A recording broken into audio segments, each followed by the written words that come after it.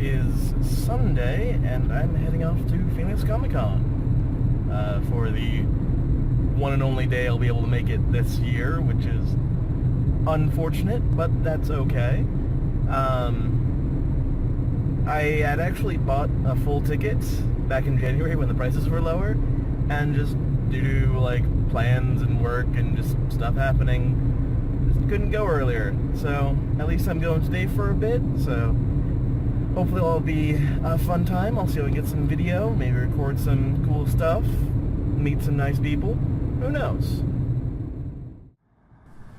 So I made the brilliant choice of, instead of paying like $20-some for parking, I was going to pay $4 for a metro ticket and take that in. Except I missed the metro, and I had to wait an extra half hour and ended up getting there super late. But, oh well. And I'm going to awkwardly transition into me rambling about the event and some stuff that happened. So enjoy. The only kind of eventful note, well, there's a personal sort of eventful note, and then like an actual entertaining one. First off, I got my car back, finally. Just in a lot of debt now, which is fun, but I have my car back, so I'm up and running again, and don't have to rely on anyone else for that, so it's really nice. It's a really good feeling, so glad to have it back. And the kind of bigger event that happened was Phoenix Comicon, and I unfortunately only got to go for a couple hours on Sunday. I wanted to go the whole weekend. I had a full pass. It just didn't happen. There's a lot of stuff going on, my brother's birthday and things like that, so it wasn't anything that I was upset by or anything, you know. It was other stuff I got to enjoy that wasn't Phoenix Comic-Con.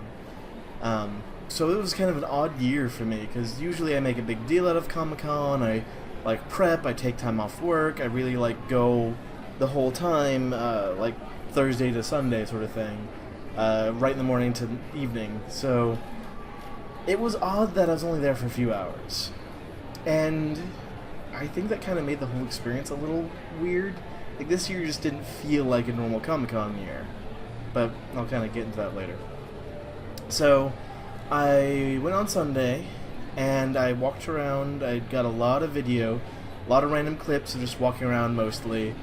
I was really tempted to try and, video interview artists sort of thing, but, well, okay, let's kind of get into it, because Comic-Con for me is a very interesting experience.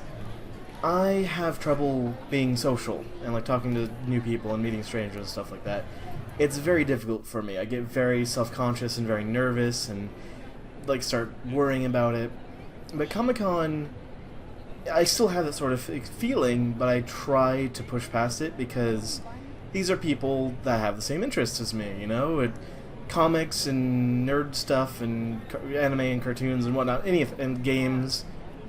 And I really want to try and talk to more artists, especially in Artist Alley and things like that, because I want to meet new artists. I want to talk to them, see their work, experience it, how they storytell, all that sort of stuff. See new cool styles of art, but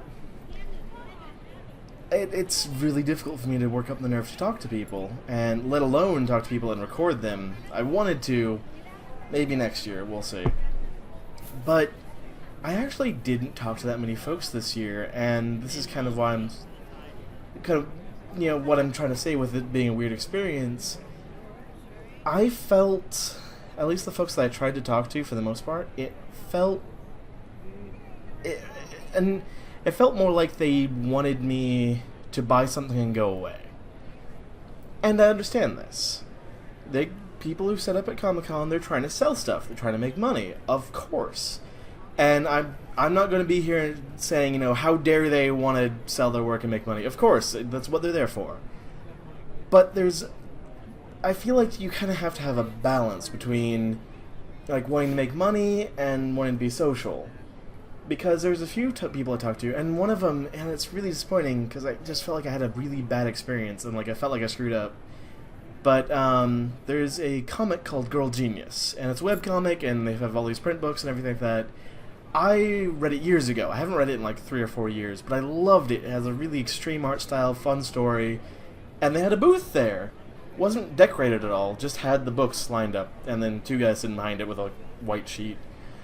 So it seemed kind of odd, but I walked up and I'm like, hey, I remember this comic from years ago. I used to read it. I loved it, or, and it was like the artist and the writer. I can't remember names.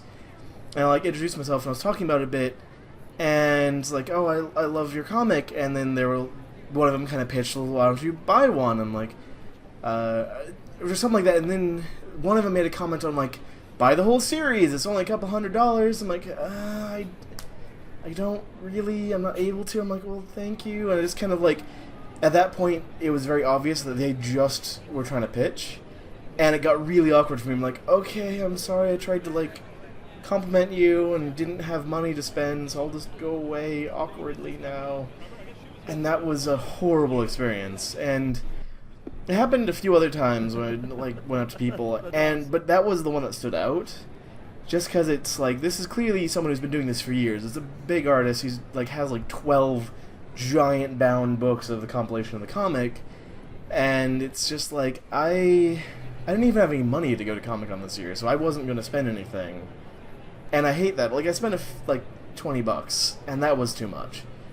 But I always try and support people when I talk to them, and they give me time of day, and like have cool stuff. I like to buy their comics, and like, especially if they're really open and chatty and like very sociable. I like to do that just because, I don't know, it feels like they're giving me their time. I should kind of exchange a bit, But that was just such a uncomfortable experience, and it kind of threw me off for the rest of the time I was there. I was just like, oh, maybe I shouldn't talk to people. Or maybe they don't want me to talk to them even though I don't have money. Maybe they just want to buy.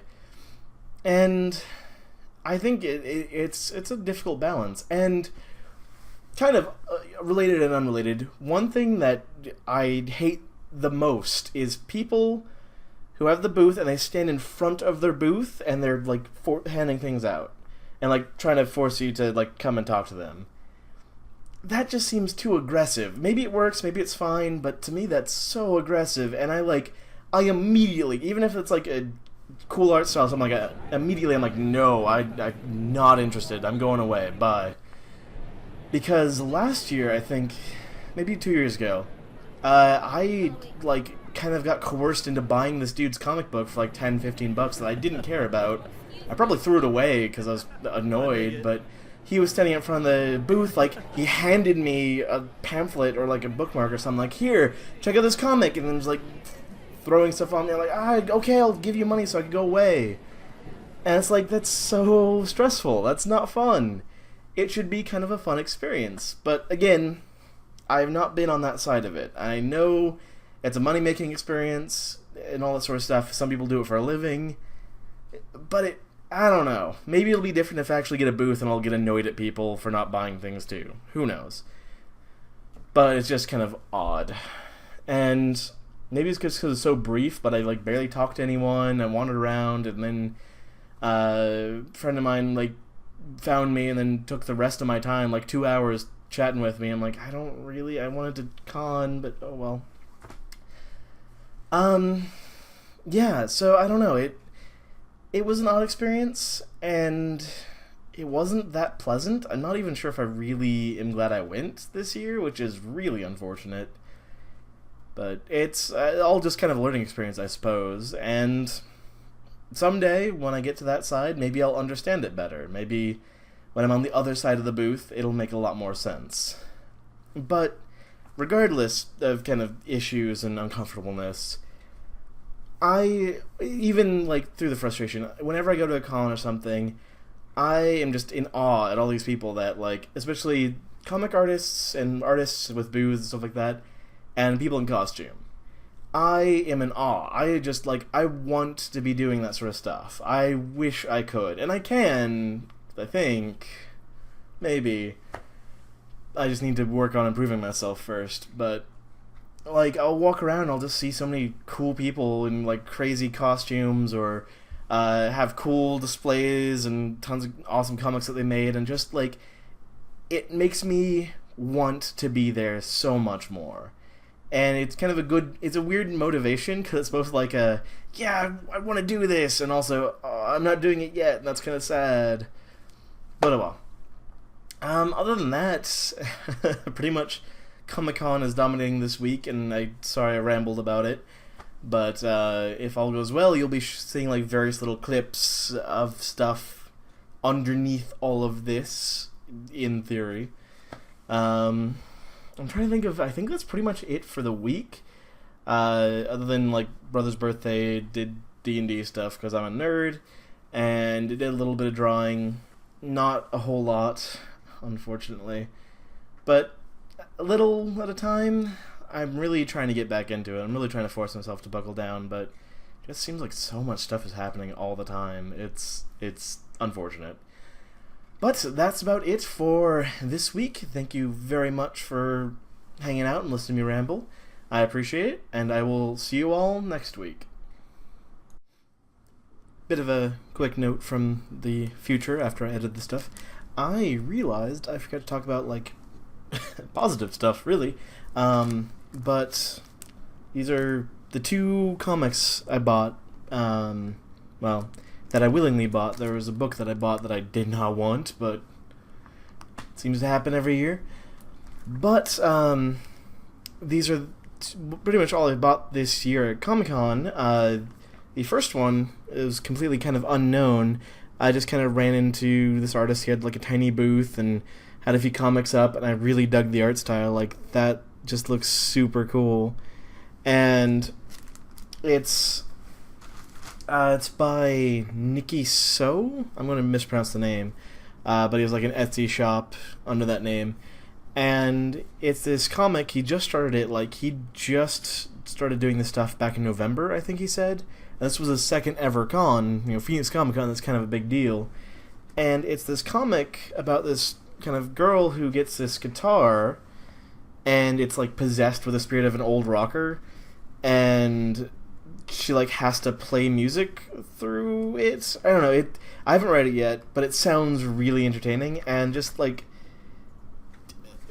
art style's kind of crazy. I dig it. So that was a lot of fun, and I really want to check out his other stuff, and you should too. It's etsy.com/shop/NickySo, NICKYSOH, so I'll probably put a link. I haven't checked out any of his other stuff yet, but cool guy, really friendly, cool art, and he's just starting out, so very awesome. And then there's this one, which is The Young and the Dead by Scott Serklin. If you're watching my videos, you've probably watched his, because he does tons of cool videos and the 100 stuff. And I guess chatted with him for a little bit, and it was really nice to kind of catch up. Very brief, and I barely talk, but it was nice anyway. And I've bought some of his other comics last year, so I bought this one, which has a video describing how he made it and making kind of cool mini comics, essentially, and it is awesome. So got those. They're both really good artists. Check them out. Links in the description, all that sort of stuff. But thank you very much. Now I will let you go. So hope you all have a good day, and I'll see you next week.